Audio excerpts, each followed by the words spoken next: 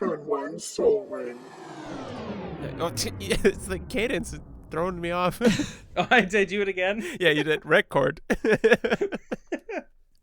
Speaking of Mike Myers references, Austin Powers references, the other day, I think, no, it was yesterday actually, Violet came home from daycare and she kind of, like she usually comes home and she smells like the house where she goes. And it's not unpleasant, but she came home and she smelled like they were like cooking, and it was like, Smell like it was fish. like, what are they cooking? It was like that plus crap. Fish and poop. No, I'm just kidding. She didn't poop. She always comes home with a fresh diaper, which I appreciate. But no, it wasn't like bad, but it was like I don't know, it was like onions or something. And I guess if you like that, that's fine, but that's not really my cup of tea. But it was bath night, so it was all good. I'm really sensitive to onions. Like if somebody chops up onions, I'll just like, no matter where I am in the house, I'll feel it in my eyes, and I'll just like I'll feel it for hours. It's really bizarre. Poor thing. Yeah. Well, you're also allergic to cats and stuff, so I think you just have a delicate constitution. Well, like a nerd. You know what? yeah. Just like every other nerd out there. No, like I used to work when I was a teenager. I worked at A&W, and they used to cut up like fresh onion rings. So they would always be cutting onions, and I think I just got super sensitive to onions just from that experience. Sure.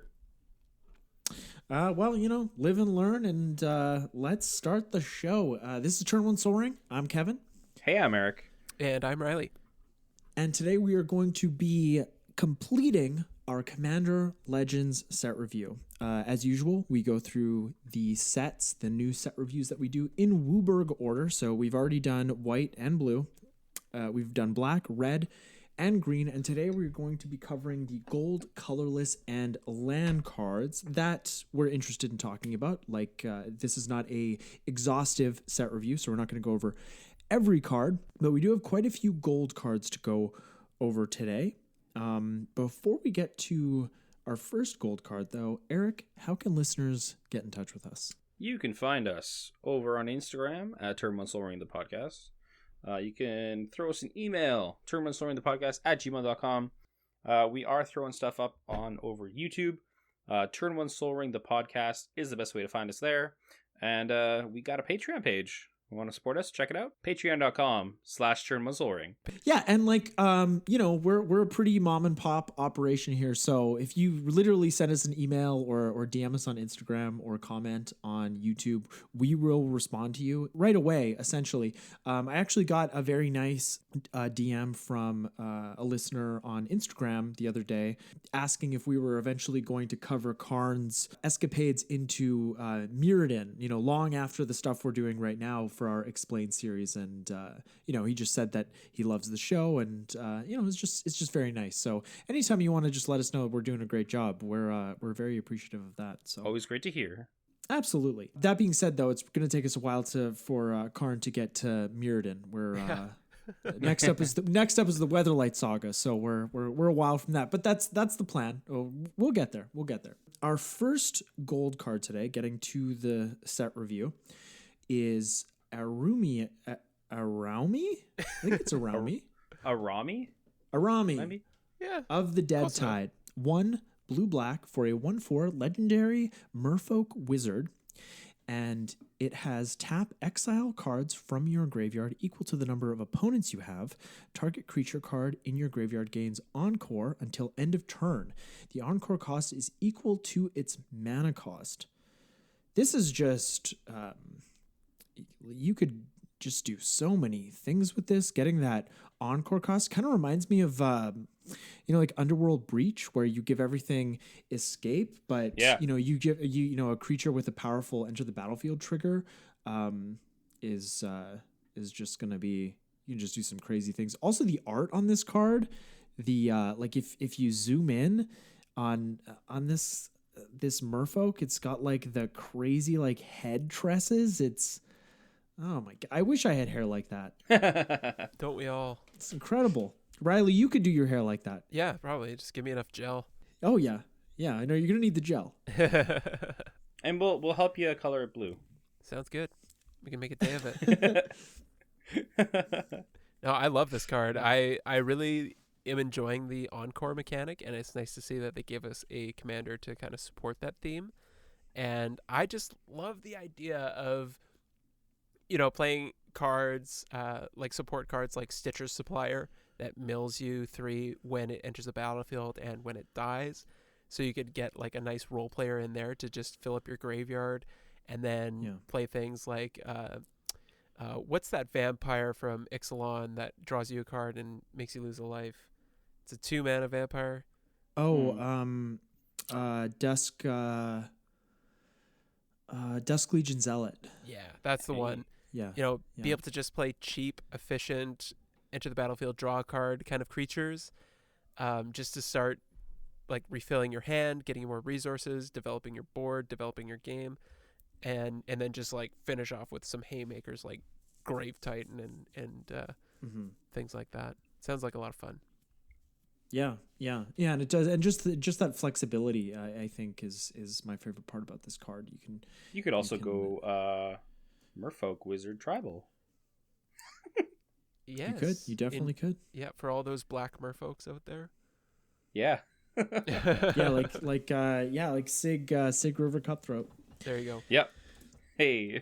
Next up, we have Archelos Lagoon Mystic. It's 1 and Sultai, so black, green, blue for a 2/4 legendary turtle shaman. As long as it is tapped, other permanents enter the battlefield tapped, and as long as it is untapped, other permanents enter the battlefield untapped.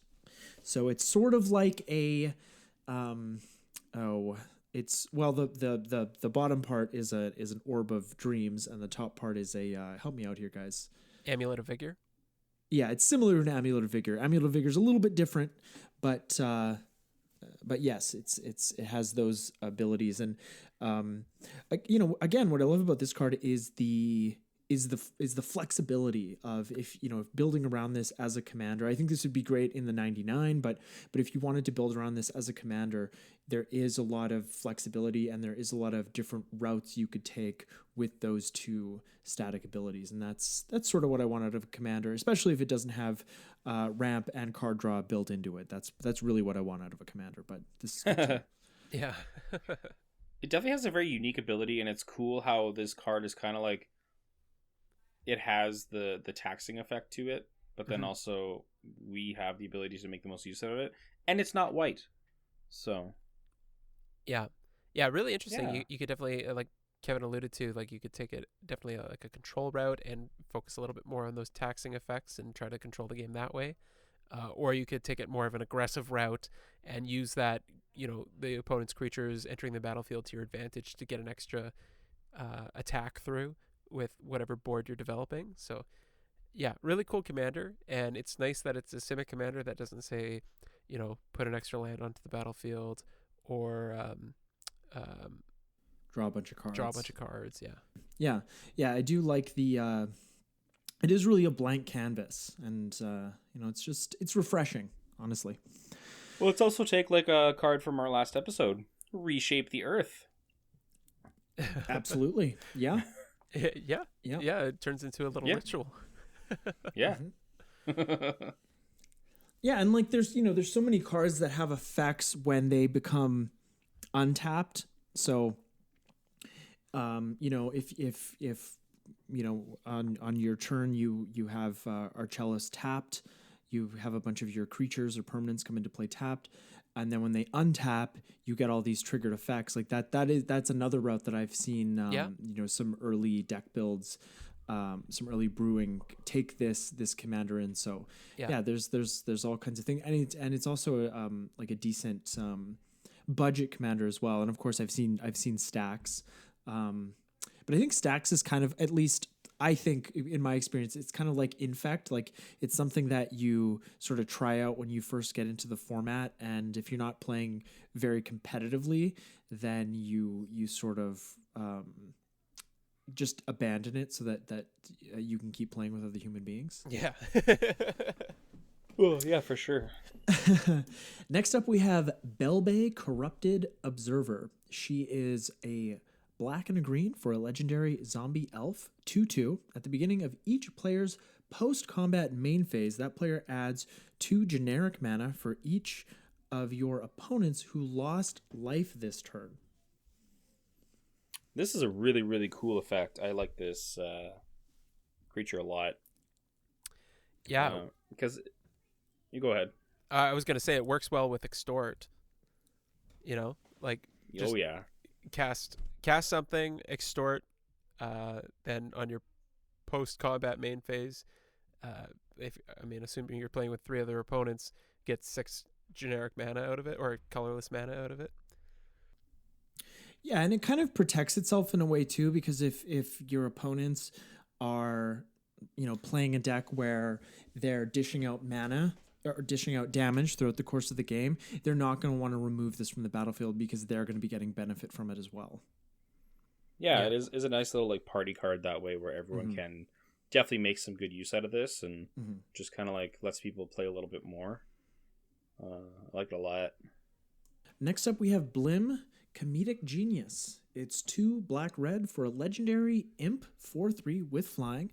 When it deals combat damage to a player, that player gains control of target permanent you control. Then each player loses life and discards cards equal to the number of permanents they control but don't own. So I sort of feel like this card would be better in the 99. Just, in a deck like we were talking about last week, in a deck where you could donate things, but this I think what really takes this card over the top for me is the discards cards effect, because if you're donating a bunch of cards that your opponents don't want to be in control of, if they don't have cards in their hand to deal with their board state that you're giving them, it's just going to make it easier for you to win. So I think there's a lot of potential with this card, but it is just that discard cards effect is just I know I say this all the time, but it's backbreaking. It sure is. It's very Rakdos of this card too to have that kind of effect with it. Mm-hmm. Yeah, I'm a big fan of it. Yeah, seems like a lot of fun. I kind of really want, because then also like black and red have a lot of cards that are kind of detrimental to you as well. So you can definitely build a nice deck where, on top of giving your opponents bad cards that are going to hurt them, they are on top of getting hurt by those cards when you still have your commander out in play. Mm-hmm. That's like double dip with the Blim. Double the Blim, double the fun. And you could also Helm of the Host this and get multiple Blims. Oh, boy. Or play... don't forget about that, everybody. No one's going to have a hand. No, they're done. Another card I've enjoyed in Commander is Captive Audience, and that's Rakdos as well. Oh yeah. Yeah. And it just like right off the bat gives it to somebody else, so that's a nice little synergy piece with Blim. That's perfect. Absolutely. Next up, we have Kofoner, The Last You. It's 3 white, black, green for a legendary Tree Folk Shaman. 3/7. Big butt on this guy. It has vigilance and reach, and whenever it or another creature you control dies, return up to 1 other target creature card with lesser toughness from your graveyard to your hand. Tree Folk Tribal. Yeah. Like, it has the big butt, like it wants to be one of those kind of commanders, but then of course it is good in the sense that it can bring back stuff all the time, and your other guys that are dying bring other cards back. I just feel like this card is a lot better in the 99 than being your actual commander. Like, I think instead of taking it the big butts way, you might, if it's your commander, you'd want to do some sort of like aristocrats kind of style deck with it, since stuff does come back. No, I totally agree. Like, I think if you wanted to run this like in a what's the like the original Tree Folk commander, the one that like Doran? Is it also Abzan? Yeah, Doran. Yes. Yeah. Doran. Like, I think this could be good in Doran, because like you can well, maybe not, because like those all do have like big butts, like kind of like Arcades. Like they all have big butts. So I think if you did want to run this really in any deck, whether it's the commander or not, I think you're going to be wanting to sacrifice things and use this ability to, like rinse and repeat, because most other creatures in that type of deck are going to have less than 7 toughness. I'm a big fan. I've always wanted to build Treefolk Tribal. It's been one of those decks that have kind of been always in the back of my mind, and I have cards set aside for Treefolk Tribal, but I just never got around to it, and Kofoner brings up those memories and makes me want to build it. Yeah, but Cool. I think Kolf like Saplering of Kofoner is a better Treefolk Tribal commander. Yeah. Not that either of them particularly care about Treefolk, but it's just a lot of Treefolk are going to have The stats you want. will they? I Well, don't know. like for Sapling of Kofoner. Oh, of course, Yeah. yeah. For that, they're gonna have the stats you want. But yeah, I mean, if you don't want to kick a dead horse, then like this is like this particular commander, is something you could definitely build around. Yeah, and the nice thing about Kofoner here over Sapling is it gives you white, so a little bit more flexibility with the types of tree folk you can include. Like you could include Doran as a solid tree folk that makes your tree folk that much stronger. But yeah, look, it just looks like fun. Like it's I don't think it's gonna be broken or competitive by any means, but it looks fun. Next Next up, we have Gen Arcanum Weaver. It's red, white, and black for a 2/3 legendary human wizard. It has an activated ability that also costs red, white, black. Tap, sacrifice an enchantment, return target enchantment card from your graveyard to the battlefield. So that's something we don't see too terribly often, the sacrifice an enchantment text on a card. Not at all. I love this creature. Yeah, it's a really cool take on Enchantress. A Mardu Enchantress. Very cool take. Yeah. Yeah. I'm super into this card. I think I really want to build around it. It's one of my top cards, I think, in this set. Because I think there's a lot of like cool stuff you can do with the white and black enchantments. Yeah. Yeah. Yeah, you can get curses going too. You can get curses going. Oh, yeah. And then we even saw before with cards like we were talking about demonic lore before. What was the one from Theros Beyond Death? Oh, I can't remember the name, but it was okay. 2 and a black. Yeah. Draw 3, and then whenever you cast a spell, it deals 1 damage to you. Yeah, because then it's just like you could find a way to sacrifice something, bring that back, draw more cards. Yeah. And do that kind of thing. Like there's a couple of those black enchantments that do those cool things like that for you. Yeah, and there are enchantments that are, pretty pricey when it comes to CMC. So if you could discard them, which isn't going to be hard to do in red and black, you could sacrifice a cheaper enchantment to get something like, what's that curse that's like humility? I was trying to think about what the name was before you started talking about it. Splendid Reclamation. Overwhelming Splendor. Oh, Overwhelming Splendor. Yeah, like getting that's like 8 mana. Getting that on a player, far before turn 8 can be pretty devastating. That's one example, but yeah, this is I have a lot of options with this kind of commander for sure. And then also when you have these curses and stuff, and say the player dies, you can then sack your curses and such, and then bring them back to the battlefield attached to other people. Mm-hmm. Yeah, that's very, very powerful. Mm-hmm. Next up, we have Gore Muldrak, Amphinologist.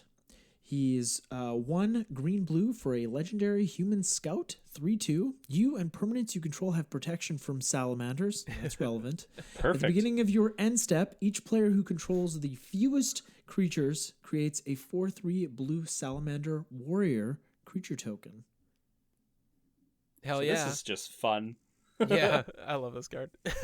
This looks like an invitational card. Like the character on it looks like like somebody that won a tournament or something. Like it just has that like dark confidant meddling mage look to it. Yeah. I also love the text because it says each player who controls the fewest creatures So it's like if 3 players are tied for the fewest, they each get a salamander warrior, Including you. including yourself. Yeah. Yeah. Everybody Look loves at that. salamanders. Who doesn't? I don't know. I mean, I'm not a huge fan of like. Okay, I come mean, on, if they're no. out in the wild, great. But I mean, I'm not a huge fan of pets that like you have to have in a cage or a terrarium. I like the pets that are kind of just like free in the confines of the household. But I know that's not what you meant by asking that. But anyways, salamanders are great. Yeah, that's Do you better. guys see the dude creeping around in the trees back there? Yeah, it's a salamander warrior. Is it though? Yeah, it's probably an I think amphin. so. Probably. Yeah, it's an amphin. Yeah. So next up we have Hans Eriksson. What? It's 2, a red and a green for a legendary creature. Human Scout, 1/4. When it attacks, reveal the top card of your library. If it's a creature card, put it onto the battlefield tapped and attacking, defending player, or a planeswalker they control. Otherwise, put that card into your hand. When you put a creature card onto the battlefield this way, it fights Hans Eriksson. So that's the only. It's a very weird downside. Man, this card is steeped with flavor. So Safi, Eric's daughter. Obviously, this is like the partner of Safi, Eric's daughter. And what could ruin a fine day is the Lurgoyf. if you guys search up the Lurgoyf here, I can do it. Oh yeah. Yeah. Yeah, and it is a downside, the fact that it fights him and he's only a 1/4, but you know there's several relatively efficient ways to give a particular creature indestructible. So you could just get it wouldn't be that tough to just keep getting free creatures onto the battlefield without losing Hans Eriksson. Yeah. So the Lurgoyf's flavor text is Hans, run! It's the Lurgoyf. Safi, Eric's daughter. Last words. Oh man. Oh god. That's great. That's sad. Just thinking about this would actually be very interesting with the enrage mechanic that we got In Ixalan. Yeah, in Ixalan Ixalan block. with the dinosaurs. Yeah. Yeah. Yeah, just give this guy indestructible, get enraged tribal going. Yeah. Love it. Next up, we have Emoti, Celebrant of Bounty. It's 3 green-blue for a legendary Naga Druid, 3/1, and it has Cascade. Spells you cast with converted mana cost 6 or greater have Cascade. Cascade, baby. Yeah. It's Cascade great that Tribal. it's 6 or greater, you know? Like, let's just cast big stuff. Oh yeah. Yeah. I mean, that's what Simic knows how to do. Yes. Yeah. Yeah. We Yeah, if you- got a lot if of you- fun if you wanna- Cascade toys. Yeah, exactly. Just Cascade. There you go. Cascade. Boom, boom, boom. Yeah, I guess I'm not a huge fan of Cascade for a couple of reasons. I've never really played with it myself. And so when I've been on the receiving end of it, it just tends to take what I would consider to be an unreasonable amount of time. And the other thing is the variance of it. I mean, you can build your deck in a way that, you know, we all try to build our decks in ways that circumvent variance. At least I do. And but I think Cascade just adds fuel to the fire of the variance. So I'm not a huge fan of Cascade. But I think Cascade. you really need. Yeah. To make Cascade great as well, like you want your creature to be really good, and that's why the 8 mana Cascade guy who cascades twice. Maelstrom Wanderer. Yeah. Thank you. So Maelstrom Wanderer, obviously, that's also giving all your other creatures haste. So Yeah. that creature himself is just really good. Obviously, having just this dinky little 3/1, it gives your other things Cascade and stuff, but you're still like can hit other like bad things, and this dies to pinging and stuff. So Yeah, what a dinky little 3/1. yeah, like this can really hurt bad for 5 mana. Like it dies Yeah. so easy for 5 It mana. doesn't feel good. Like you could have just made this a 3/3, you know? Yeah. All right, next up we have a pretty iconic character, Nevin Ural, Urborg Tyrant. It's 3 white, blue, black for a legendary zombie wizard, 3/6. It has hexproof from artifacts, creatures, and enchantments. And when it enters the battlefield, create a tapped 2/2 black zombie creature token for each creature that died this turn. And when it dies, you may pay 1. When you do, destroy all artifacts, creatures, and enchantments. And he's got a little disc around his neck. Oh yeah, Sure does. I love the flavor. Is that Very- calling back to some certain card? I don't know. It Wow. might be. But yeah, I love how his actual effect of dying just like also triggers his disc, which is so cool. Yeah. Yeah. And the zombies enter tapped, and he's got hexproof from artifacts, creatures, and enchantments. Like, it's just like very, very, very on the nose for flavor. So well done that way. One of my favorite ways that I've won games with my Memnarch deck is getting like a Tezzeret the Seeker, a Nevin Ural's disc, and a Darksteel Forge on the battlefield, and just like being able to untap with being able to untap the disc with Tezzeret the Seeker and then activate it, and just like people can like build up a little bit of a board, but if they can't remove what I have, then I just blow everything up again. Or even better, you have the Mycosynth Lattice to turn everything into artifacts, and your stuff is indestructible, and then they even their lands get blown up. But anyways, that is an I win the game board state. Yeah. I mean, this is a nice alternative to a zombie commander as well. He's a zombie. He makes zombies, and he's got a nice death trigger as well. Like if all else fails, he can just wipe the board. So yeah, a nice little tool in the toolbox for zombies. Mm-hmm. Yeah, and like you said, Riley, he does protect himself. If you leave 1 mana up, it's well, he's gonna die, but people are gonna regret killing him. Mm-hmm. I think people are gonna want to try and exile, obviously. Mm-hmm. Yeah. Next up, we have Nimres, Una's Trickster. It's 3 blue-black for a legendary fairy knight. It's a 1/6 with flash and flying. Whenever you cast your first spell during each opponent's turn, look at the top 2 cards of your library. Put one of those cards into your hand and the other into your graveyard. Yep. This is a 1/6. It's surviving. Yeah, that's an interesting power toughness that they would go with that. Kind of a interesting take on making your instant speed cantrips more potent, and also making your counter spells more potent. So I could very well see this being a control type commander if you choose to play this as your commander. Mm-hmm. I think that's definitely the best route to take. Yeah. Yeah.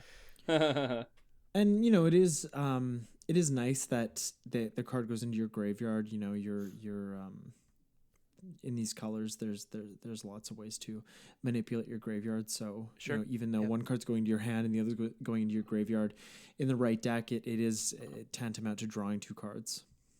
Yeah.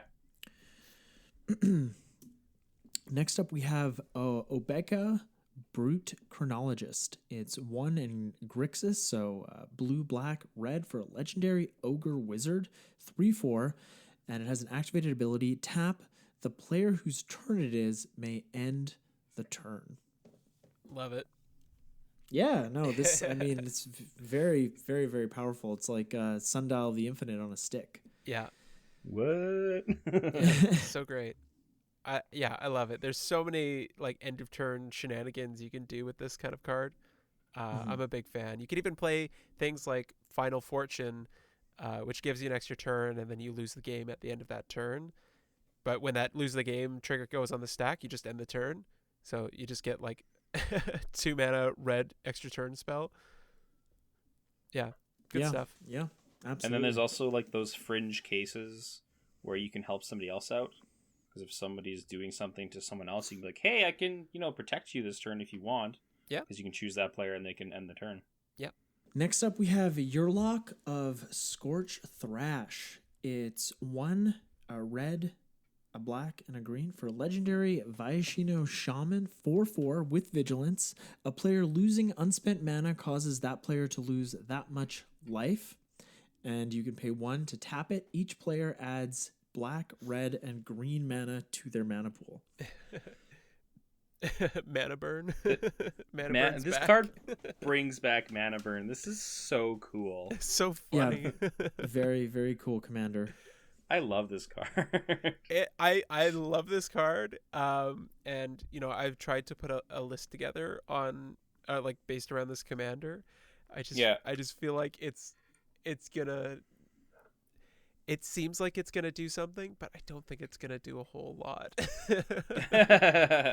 Yeah, it's mana burn. There's a reason why they got rid of it. It's just like one of those abilities that just kind of lost relevance and just didn't add a whole lot of value to the game. And I don't know. This card seems exciting, but it also seems like a trap. But you can just pretty much, like, if no one has any instance, and this is awkward colors, like not as many instance.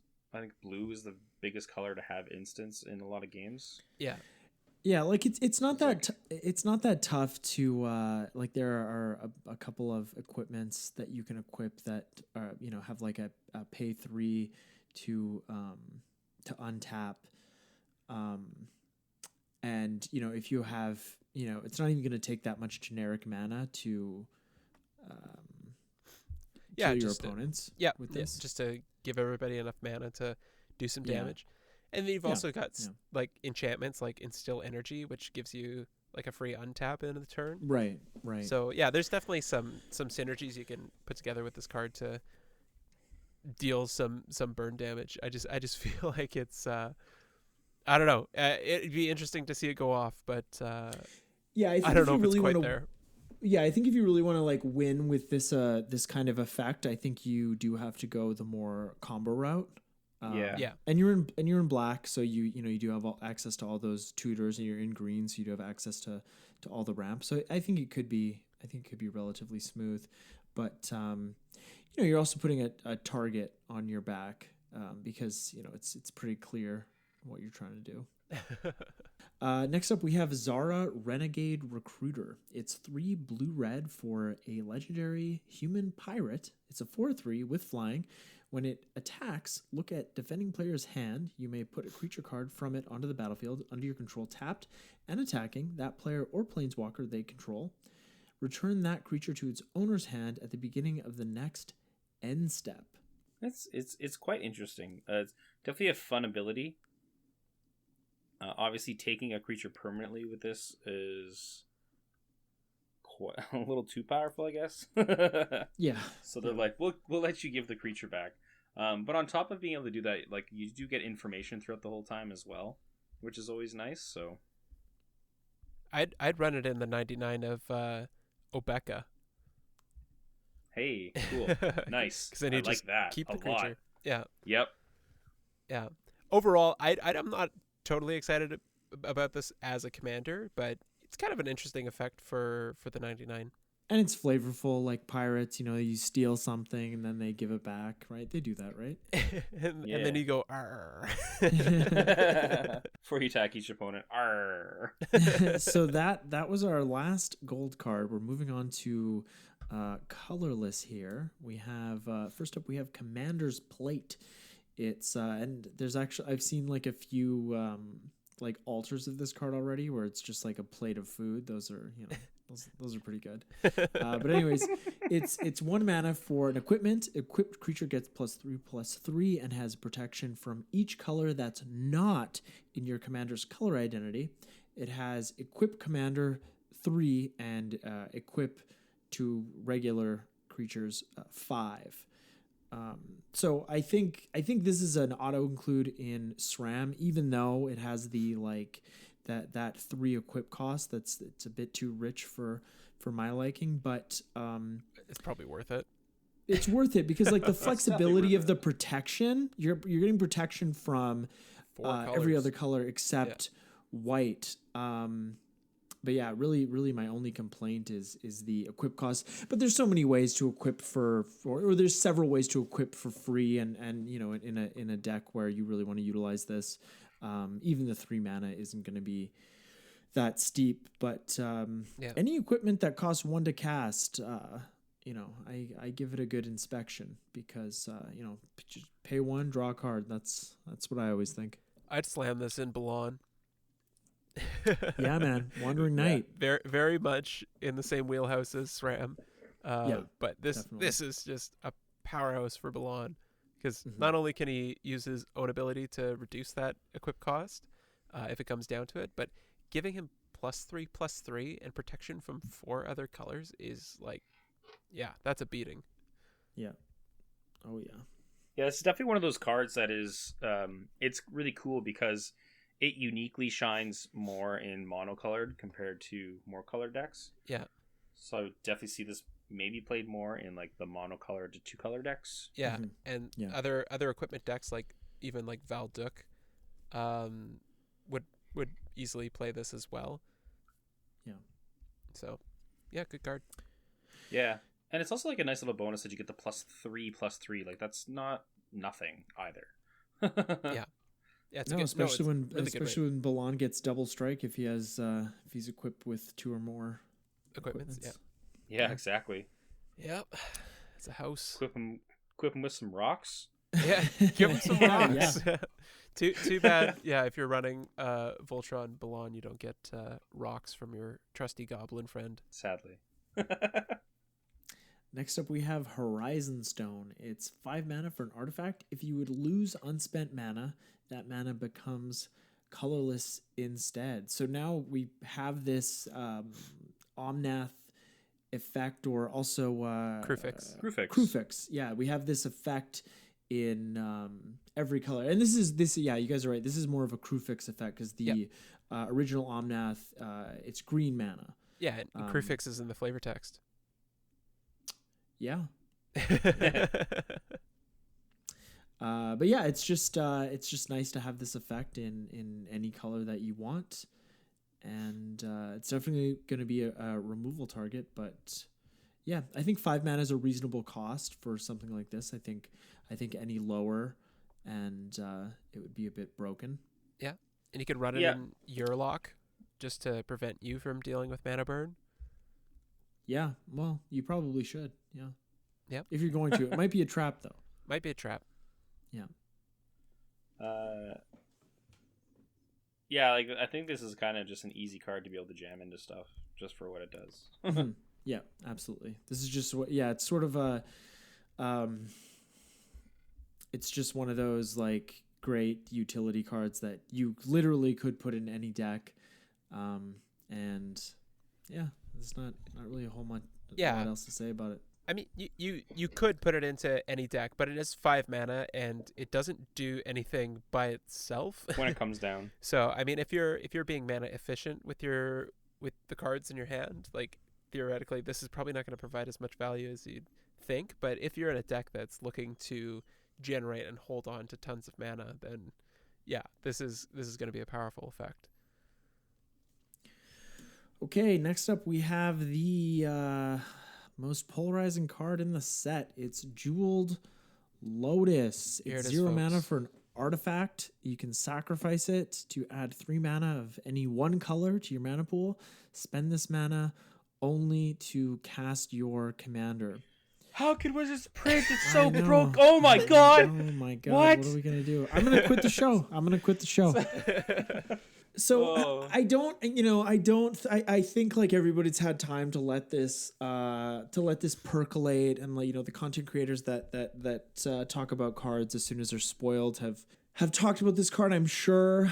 And I think this is going to see a ton of commander play, especially in CEDH, but I don't think it's going to be as ubiquitous as a large portion of the community thinks it's going to be. I think that, for one thing, as you know, your commander or your partner commanders have more colors in their shared color identities, this card gets worse. You know, this card gets worse the later on in the game that you draw it. You know, I think like Lotus Petal is arguably a better card as the game progresses. I think like Dark Ritual is a better card because in both those cases you can use the mana for anything. I'll be slotting this into Yisan, but that's a monocolored commander that costs 3. That's a perfect place for Jeweled Lotus. But I just think, for the points I've already outlined, this card shouldn't see as much play as it seems like a lot of the community thinks it's going to. Yeah. And we've talked about this card on the side, but yeah, I would argue that Soul Ring is a stronger card than Jeweled Lotus, easily. Oh yeah, absolutely. Just in the sense of, think about it this way. Like if Soul Ring said, hey, I'm a 1 mana rock. I tap for 2 mana, but you can only spend this 2 mana to cast your commander. Would it be as ubiquitous as it is? No way. Not at all. Not at all. And sure, Jeweled Lotus is going to be explosive on turn 1 if you're playing it in a commander deck that cares about casting its commander quick and early, because it's essentially getting you 3 turns ahead when it comes to casting your commander. But if you draw it at any other point in the game, say if your commander's already on the battlefield, this is a brick of a card. I would rather draw a land. It's worse than a land, exactly. Yeah. I mean, there's decks like I would love to slot this into my Teshar combo eggs deck, because not only does it get Teshar out, it's a 4 mana commander, so on turn 1 I could play Teshar if I wanted to, but it's also a 0 mana rock that sacrifices itself, and I think that's the biggest strength when it comes to playing it in Teshar, is it sacrifices itself and it casts for 0 mana, so it triggers Teshar's ability, and I can loop it with other effects. But outside of that, like, I am not nearly as scared about this card as a lot of people seem to be. Just in the sense that, yeah, it's going to be explosive, and there's going to be games where somebody plays their commander on turn 1, and it's going to be hard to catch up. But you also have to keep in mind, like, we're playing a multiplayer format where you have 3 other opponents that just saw you play your commander on turn 1. You're going to be enemy number 1 for the rest of that game. Like, that's just, it's a risky card, no matter how you look at it. Explosive and can easily brick out as well. I'd rather play Soul Ring. Yeah, it's definitely high risk, high reward, and I agree. Like Soul Ring, even Mana Crypt, I think is a better card. Easy. because you can use the mana. I think the fact that you're restricted with what you can use the mana on is what really makes this card so much less playable than the cards that we've been talking about. Yeah. Because, for example, Dark Ritual, you only get black mana, but you you have to pay 1, so you're only netting 2 mana, but you can use that mana on whatever you want. And that is such a huge advantage. Yeah. That's a huge difference. Yeah. So, a great card, but I don't know what it's sitting at now. I think it's still like in the 130, 140 range, but I don't think it's going to hold that price. That's the part where it's hard to think, because like personally, I saw this card and I was like, sure, I don't really care. Yeah. But it's the most expensive card in the set. I'm surprised by that. Because it's got Lotus in the title. Exactly. It's the same thing as like Mox Amber. And I mean, Mox Amber is playable in some decks, but it's also not on the same level as a Mox. At all. So, but I think same kind of story here. Like, yeah, and like I don't know what I would rather play. I mean, I like Mox Amber because it's repeatable. Yeah, Mox Amber's great in a deck that can utilize it effectively.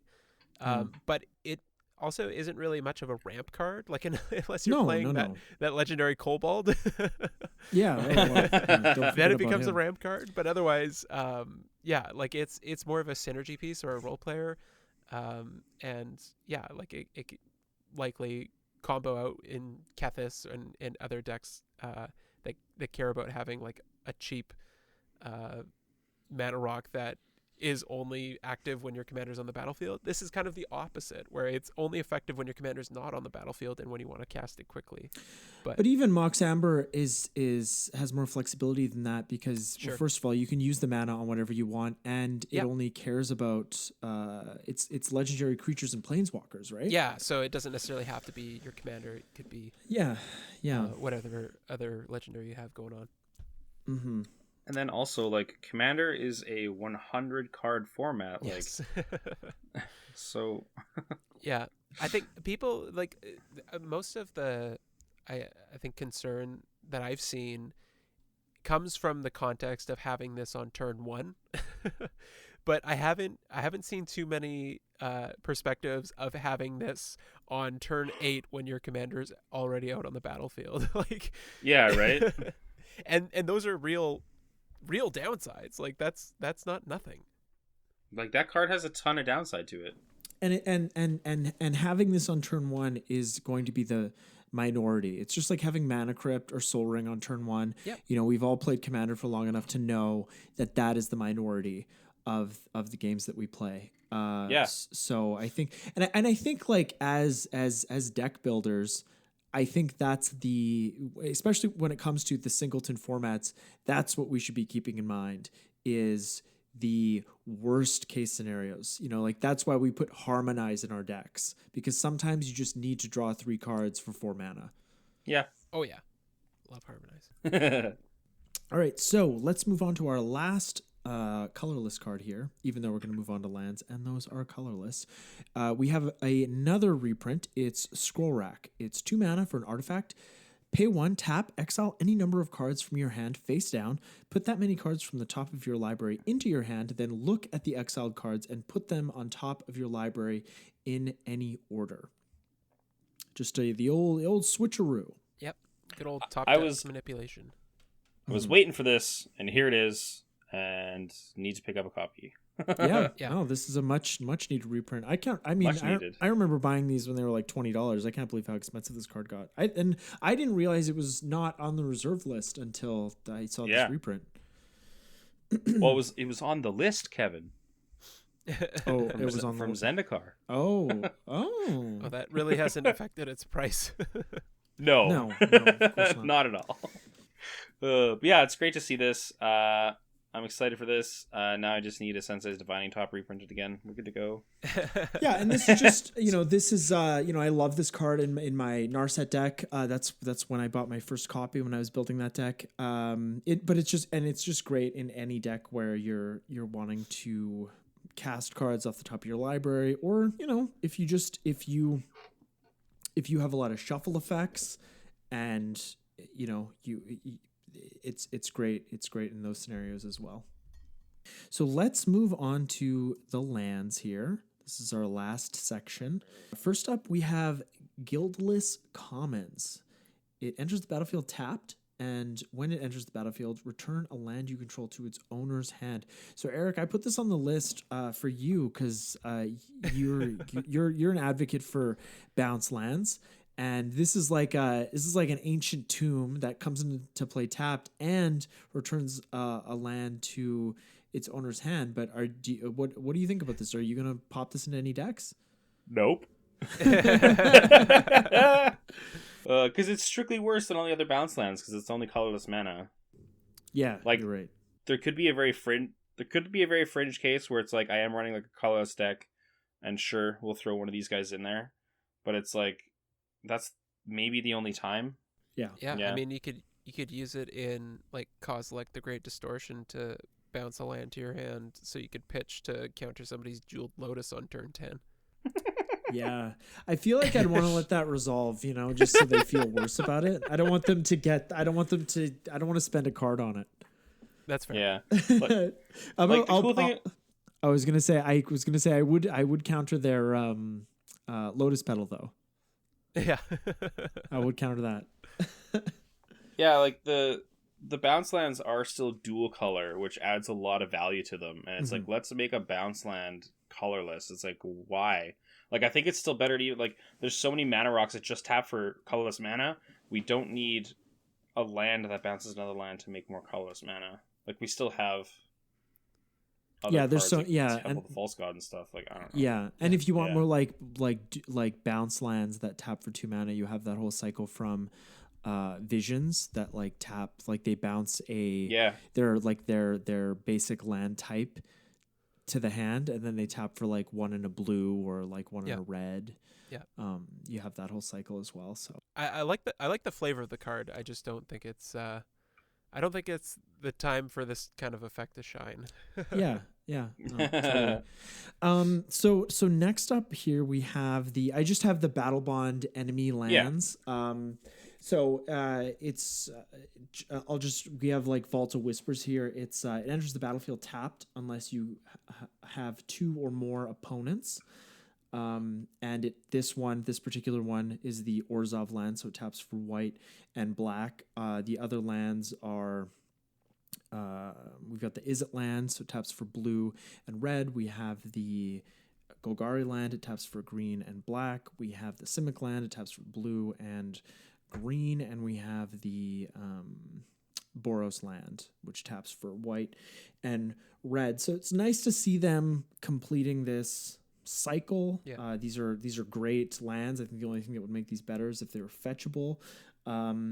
But yeah, I was really surprised with the original run or the allied cycle of these in Battle Bond. It took them a really long time to gain any kind of value. They were all sitting under $10 for the longest time, and I don't think these will have the same effect. Nope.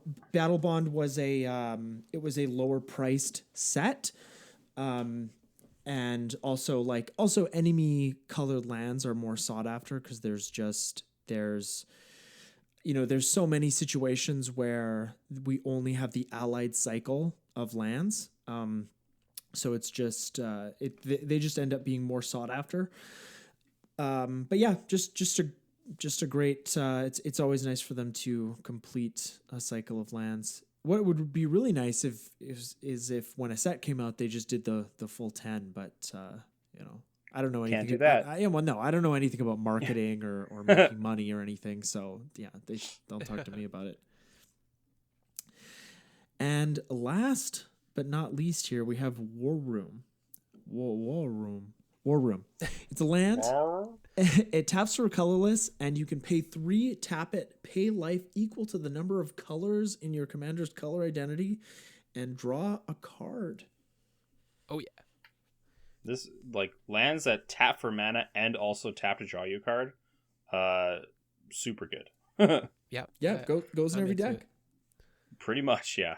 And again, just like the Commander's Plate, this is a card that gets better when you have less colors in your deck.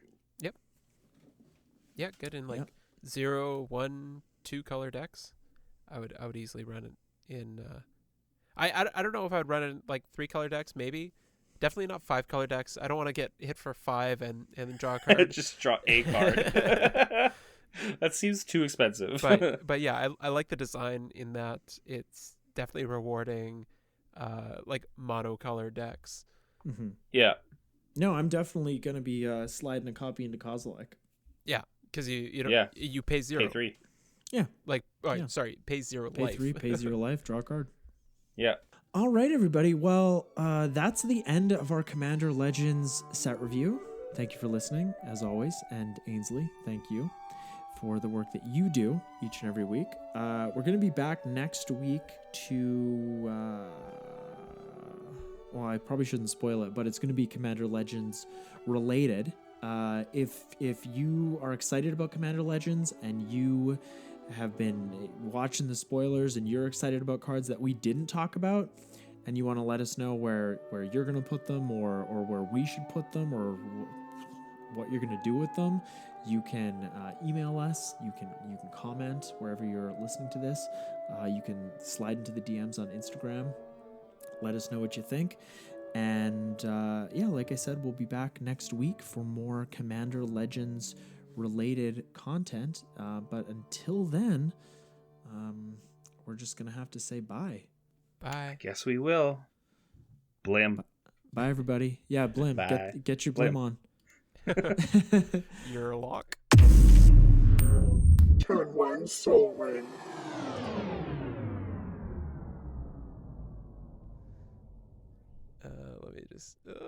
Why is Scryfall not loving me?